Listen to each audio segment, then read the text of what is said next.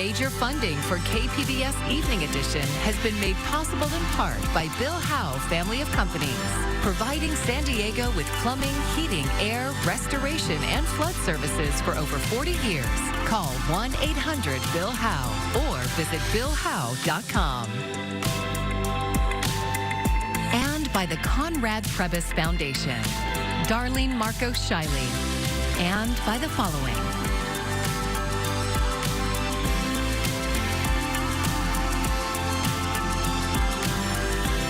By viewers like you.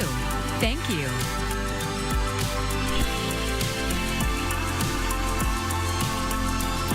The summer break is over for the county's largest school district. Thank you for joining us. I'm Maya Trabulsi. Thousands of students in the San Diego Unified School District returned to classrooms today. KPBS education reporter Katie Anastas says district leaders are looking for ways to help middle school students succeed. Bell Middle School students arrived for the first day of class. They picked up their class schedules and said goodbye to their parents. Christopher Palmer was ready for his first day of 6th grade. I get to see my old friends, some. The move from elementary to middle school can be a big change. Superintendent Fabiola Bagula says that transition deserves more attention from district leaders. I pay attention to middle school data, and what I see is actually their academics take a dip right when they enter middle school and also right when they enter high school. So this particular group on both ends take a dip before any transition, and they also have an increase of behavior issues. Bagula says Bell Middle School has done a lot to support its students. One example is the Wellness Center. It's a place where students can relax and talk to a trusted adult. They also refer families to community resources. Nereida Rivera coordinates the center. She says for some kids, it's a place to go if they're struggling at home. It's not so much the fault of the parent, that's just the situation they're in. You know, the parent has to work 3 jobs. And sometimes this really is the only place that another adult can really sit down and really see who they are. The district has also expanded middle school sports over the last 4 years. Lonnie Jones coordinates the program, and he says it makes a difference. One of the things that I personally take pride in is when I hear our administrators say that campus culture at middle schools have changed. A little more maturity now. Kids are now telling their friends, hey, throw your trash away. Hey, watch your language. Because they understand that playing sports and any after-school activity is a privilege, not a right. This year is also the first with a district-wide cell phone policy. Students at Bell and other middle schools have to keep their phones turned off and stored away for the whole school day. LaRon Lindsay says it won't be a big change for his kids. He says it's important for middle school parents to be present. They have a lot of things going on, and to be honest, I don't even call them kids, they're just little humans. So they have the same issues that we do, and we just need to be present. The new policy allows high school students to use their phones during lunch and passing periods. Katie Anastas, KPBS News.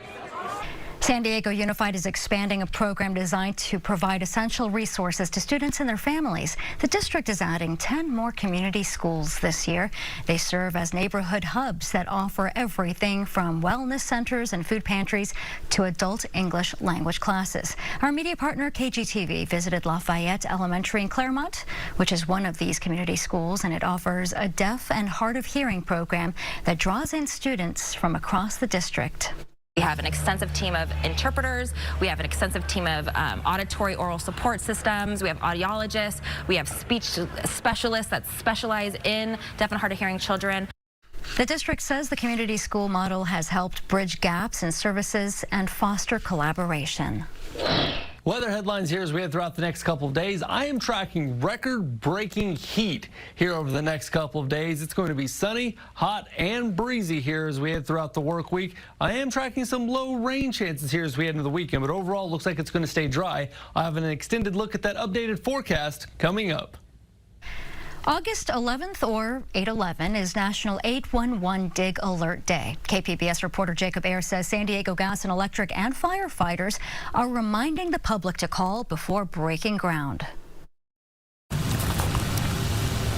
On top of a hill in Mission Valley at SDG&E's Skills Training Center, A loud hiss and flames high in the air show what can go wrong if you forget to call the experts before digging in the ground.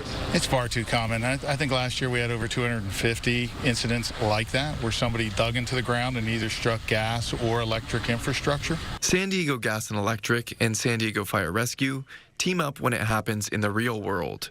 To avoid it, just simply call 811 a couple days ahead of any work in and around your house. And the idea is that you do not know where underground utilities are.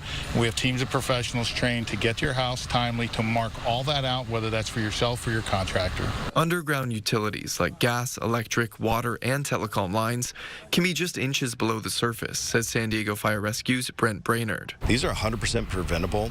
What happens is when we get a 911 call saying that there's a broken and blowing, you'll see the response you saw earlier, which is 4 of our fire engines, a truck company, and a battalion chief will respond out to these events because of the hazardous gases that are being released in the air. Digging without calling 811 not only poses safety risks, but potentially also financial consequences. Contractors who are found at fault could be held liable for the full financial cost. SDG&E says residential repairs typically cost between $1,500 and $2,300 for damaged utility lines. So whether planting trees or shrubs, installing a fence, or breaking ground on a new development or project, SDG&E says to call 811 or submit a request at digalert.org. Jacob Ayer, KPBS News. President Donald Trump is placing the Washington, D.C. Metropolitan Police Department under direct federal control and deploying National Guard troops. This after the president ordered a 7-day surge in federal law enforcement within the city last week, pointing to several high-profile crimes. Julia Benbrook reports from the White House. For months now, Trump has frequently threatened a federal takeover of the nation's capital because he claims that crime in Washington, D.C. is, quote, totally out of control.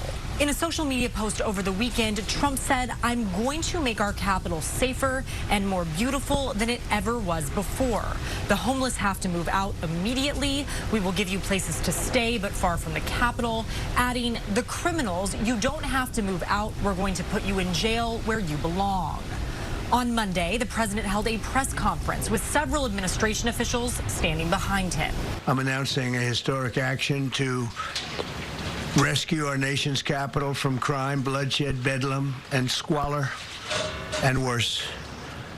This is Liberation Day in D.C., and we're going to take our capital back. There were two major takeaways. He's placing the D.C. Metropolitan Police Department under federal control and deploying National Guard troops to the nation's capital. Trump has made several claims about the rising crime, but let's take a look at the data. So far this year, overall crime numbers in D.C. are actually lower than last year at this time.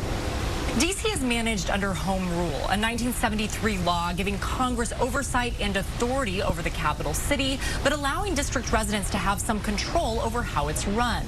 For Trump to completely have the federal government take over governing Washington, he would need lawmakers to pass legislation, which is unlikely in a tightly controlled Congress. At the White House, I'm Julia Benbrook. Arguments began today in a case that could set precedent for how President Trump can deploy military troops. At issue, whether the president violated a 147-year-old law when he sent thousands of National Guard members and Marines to Los Angeles in June. They were deployed amid protests over immigration raids, despite objections from Governor Gavin Newsom. California filed a lawsuit against President Trump and Defense Secretary Pete Hegseth. The president's lawyers say the troops were sent only to protect federal property and personnel and didn't engage in any law enforcement activities. French philosopher Albert Camus said, "A man without ethics is a wild beast loosened upon this world." Polls show Americans' faith in the ethics of Congress, journalists, clergy, and business executives is low. KPBS's Amita Sharma examines the state of ethics and its place in a robust society. Here's one definition of ethics: norms and principles to live by that are morally right, such as do no harm, and which form a powerful and vital force in society. That's from UC San Diego philosophy professor Craig Callender, who is co-director of the Institute of Practical Ethics. He says in daily life, ethics still matter to Americans, regardless of their socio-political beliefs. but as a whole, using yardsticks like undoing policies to lessen climate change, inequitable health care, and the growing gap between the rich and poor, Callender says American society is ethically challenged. For instance, with this latest bill, we'll take money basically from the poor and give it to the rich when there's already so much inequality. And I think that explains, a lot of what's going on. I think it also is related to the question, is ethics on the decline? Callender says it is, but that ethics can be rebuilt. He advocates teaching ethics in school, but he also believes solving the inequality problem can help restore ethics and says it's crucial to work toward a deliberative democracy instead of the one ruled by a majority that is ill-informed. A deliberative democracy is one where it's the majority rules based on, well-formed deliberated preferences.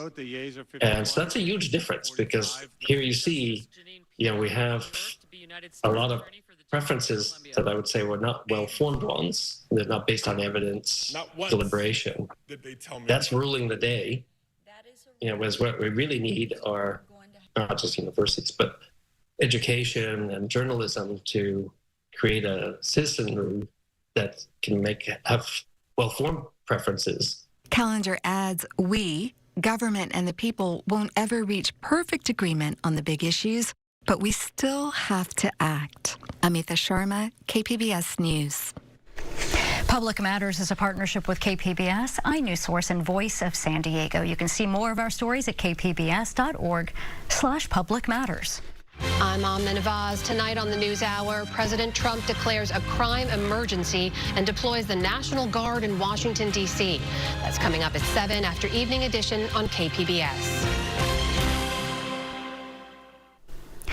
The nation's largest private landlord has settled a price-fixing lawsuit with the federal government. Greystar manages nearly 1 million rental units across the nation. The settlement bars Greystar from using the computer software RealPage.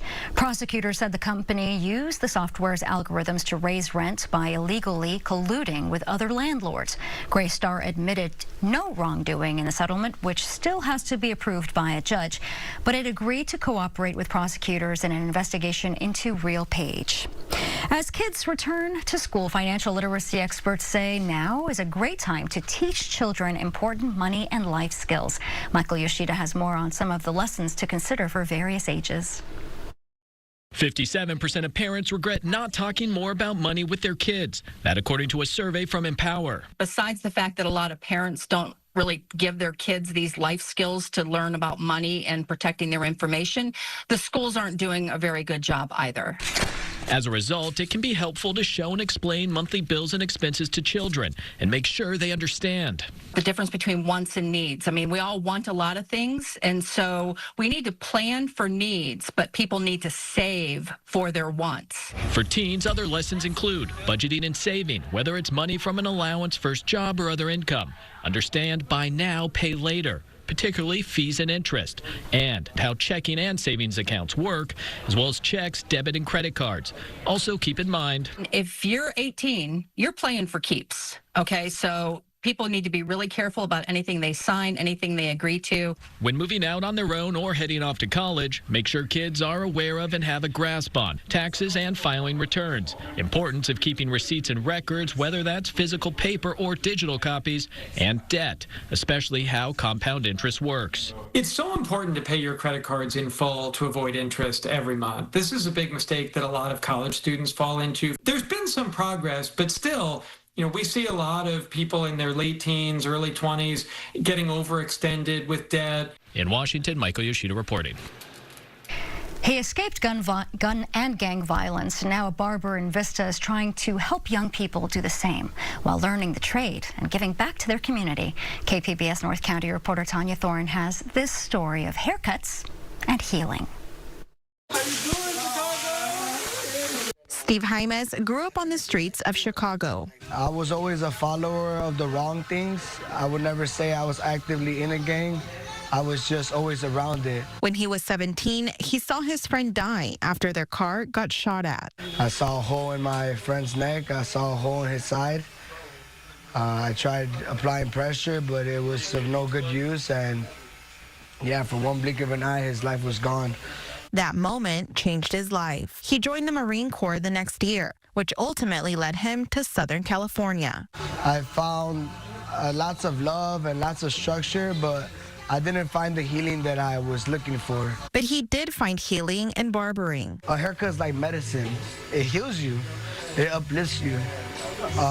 In this case right now, a lot of men, this is the only thing they look forward to when it comes to their physical appearance and feeling better about themselves, right? Jaime started barbering when he was 13, and now he's passing the skill on to other youth through a grassroots program he calls Humanity Barbers. This is where everybody learns the skill of cutting hair, and they network with each other, they build camaraderie, right? Build community, and ultimately these are kids and some adults from like different neighborhoods here in North County, San Diego. I wanted to cut hair, and yeah, I don't know. I was going through stuff. Jaden Garcia is a freshman in high school. Before he started cutting hair, he wanted to follow his dad's footsteps and join a gang. But his father died, and 3 years ago, he met Jaimes. He just told me not to be doing that stupid shit. And, it's not cool. He just said to, you want to learn how to cut hair? Garcia became part of what's now the Humanity Barbers workshops. Then there's 18-year-old Nicolas Burabano from Colombia, who had looked into lessons but found them too expensive. Estaba buscando como lugares donde enseñaran, pero en muchos te cobraban. Entonces, luego miré un video de Steve donde decía que eran clases gratuitas a las... He says the workshop offers more than just classes. No son como solo clases, sino que son como una familia ya. Es como, ya no lo ves como, oh, me da pereza ir ese martes, no. Antes quieres venir. He says the group has become like family, and he looks forward to seeing the group each week. The group meets every Tuesday at Cali Clips Deluxe Barbershop in Vista to learn and practice cutting hair. But the space also keeps many of the youth out of trouble. Ramiro Diaz owns the barbershop. I just let him do his thing, because I know how hard it is, to grow here and, be a low income, try to have a good opportunity in life, to be somebody. It's hard to go to school and go to college and everything, so, this is a good start for them. But the lessons go beyond learning barbering skills. They also pay it forward by cutting the hair of unhoused individuals on Wednesday mornings. They learn a skill. They build stronger morals and values to be a better barber, but more so a better human, leading with love, leading with compassion, with empathy for others. I hope that little by little, they gain a better understanding of what they are already accomplishing, because you don't hear about young individuals looking to help other people. They're sometimes focused on themselves. And their vision extends beyond their own community. These guys come from all these neighborhoods, and sometimes there's differences. And because of the energy that is built in this room, they understand what it is to let go of a lot of those things that you possibly were possibly were hindering you from creating a relationship with the guys right next block, They'd like to eventually unite different neighborhoods, visit foster care homes, juvenile facilities, or go on mission trips. For now, they are taking their skills on the road to barbering showcases and more outreach events. Jaimes hopes to raise money to help with transportation and more programs for the 40-plus youth he is currently mentoring. Once they get to that age where they can truly fly in their greatest purpose, then they're gonna fly real high, so high that they're probably gonna make me look like the smallest bird, and I'll be so happy and so proud to see that happen. Tanya Thorne, KPBS News. NASA and SpaceX vehicle landings off the San Diego coast are becoming more common. The latest splashdown happened on Saturday. 4 astronauts returned after 148 days aboard the International Space Station. They contributed to scientific research that will help prepare for human exploration of the moon and Mars. NASA says weather conditions are better in the Pacific Ocean than the Atlantic, and that landing on the West Coast reduces the risk of debris falling in more populated areas.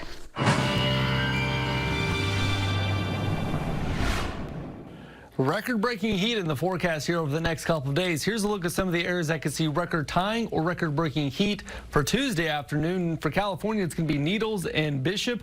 Reno and Nevada will be pretty close, and also in Washington State, Olympia and Seattle will be within range of tying, if not setting, record-high temperatures here for your Tuesday afternoon. For tonight, I'm tracking low clouds near the coast. Overnight temperatures will be in the mid-60s. Here's the sun comes up for your early Tuesday. Across the rest of the region, primarily in the 60s. We'll see some interior 50s, but down to 66 tonight for Oceanside, 66 downtown San Diego. Future track radar is showing some of that low cloud coverage hanging out there as the sun's coming up. It'll persist here during the early morning hours, but then slowly start to burn off here as we head into the afternoon. Some rain chances off to the west. We'll see some, or off to the east. We'll see some monsoon moisture here in the forecast, but overall it's going to stay dry and it's going to stay hot here across the West Coast, including the state of California. Sweltering, sizzling heat continues here pretty much to the west of the Rocky Mountains. We will see some of that monsoon moisture, but not making it anywhere close to Southern California. Temperature-wise, we'll primarily see a mix of 70s and 80s, a little bit hotter there along the interior and especially across the desert areas. Heading into Wednesday afternoon, we'll see that hot stripe there across parts of the desert southwest into southern parts of California, the interior areas especially. For that coast 5-day outlook forecast, we'll see temperatures primarily in the 70s, pretty comfortable for this time of year. Some intermittent cloud coverage here from time to time, overnight lows dipping into the low to mid 60s. Along the interior forecast, we'll see temperatures in the 80s, taking a little bit of a break in the temperatures. The heat will start to come off some there as we head into the weekend, low 80s Friday, Saturday. For the mountains, we'll see temperatures in the 80s for Tuesday, and then temperatures will slowly start to taper off here as we head into the weekend as well. Temperatures will also start to slow down and come down some here in the desert heading into the weekend. This weekend, you can find an all-female production of Shakespeare's Julius Caesar at the Mission Valley Shopping Center. KPBS arts reporter Beth Accomando has a preview of the show. That's yours. Come on. In Shakespeare's day, all roles, regardless of gender, were played by men. But times have changed. Our Julius Caesar is performed on a high school girls soccer team. So we just put our set in today and we have the soccer field. This is in the modern day, but it's using Shakespeare's text, which is very, very fun, and we've made sure that everyone understands it. We both really love Shakespeare, but as young women, there are so many of his plays and so many of his parts that, I mean, I absolutely adore, but just I can't perform just because I am a woman. So the idea of the Queen's Men is that we are doing Shakespeare's plays, but set with young women. This is a new company. This was something that Audrey and I talked about the end of our senior year. We wanted to provide a space for women and non-binary people to do classical work that they wouldn't necessarily be able to do. And so much of Shakespeare's canon is men, but that doesn't mean it's just for men. Charlotte B. Larson grew up playing soccer and saw how competitive the college admissions process was for her sister in softball. It's pretty cutthroat and girls get mean. And I thought that was such an interesting concept. There's something about pitting women against one another that I think is a topic to be explored. Did Caesar swoon? She fell down in the marketplace and foamed at the mouth and was speechless. To be completely frank, the original characters in the original text act like teenage girls. They are so petty. It's very, very based in jealousy. And I think that that rings very true in a high school setting. I saw Mark Antony offer her the crown and she put it by once, but to my thinking, for all of that, she was very loath to lay her fingers off it. The play is so interesting in how it explores friendship and jealousy and betrayal, but it is, you know, about the abuse of power, and so that really spoke to us as well. And it was really fun because we've made it all women, so we've changed all the pronouns. But Mara, Brutus. Oh my God. Can we trouble you? No, I these women that come along with every girl of them, and no woman here but honors you, and just wish that you had that opinion of yourself that every noble Roman bears of you. And while this isn't about Roman senators anymore, it's still very much prevalent. And so I think seeing it through a different lens will definitely speak to a lot of people. What need we any cause but our own to prick us to redress? What other bonds than secret Romans who have spoke the word and will not palter? And what other oath than honesty to honesty engaged? That this shall be, or we will fall for it. You know, they don't speak as if they're Roman senators reciting a speech. Like, they talk like teenage girls, and it makes it a lot easier to understand. And it wasn't just the language of the play that had to be adapted, says Audrey Sweet. Stage combat has been a passion of mine for a really long time, but this piece was a challenge because normally this would be done with traditional weapons, but bringing it into the modern day, it's almost entirely unarmed, just girl on girl. So it was a process to choreograph. Sweet and Larson, both 19, are grateful to have Trinity Theater as both a venue and a place of support and mentoring. Some people literally walk in and are like, what is this? Because it is a shopping mall. And so there's tons of variety here. This is just one of the things that it offers. So if you're shopping for a fresh take on the Bard, check out the Queen's Men's production of Julius Caesar, Friday through Sunday at Trinity Theater in Mission Valley. Beth Accomando, KPBS News. And you can find tonight's stories on our website, kpbs.org. Thank you for joining us. I'm Maya Trabulsi. Have a great evening. Major funding for KPBS Evening Edition has been made possible in part by Bill Howe Family of Companies, providing San Diego with plumbing, heating, air, restoration, and flood services for over 40 years. Call 1-800-BILL-HOWE or visit BillHowe.com. And by the Conrad Prebys Foundation, Darlene Marco Shiley, and by the following.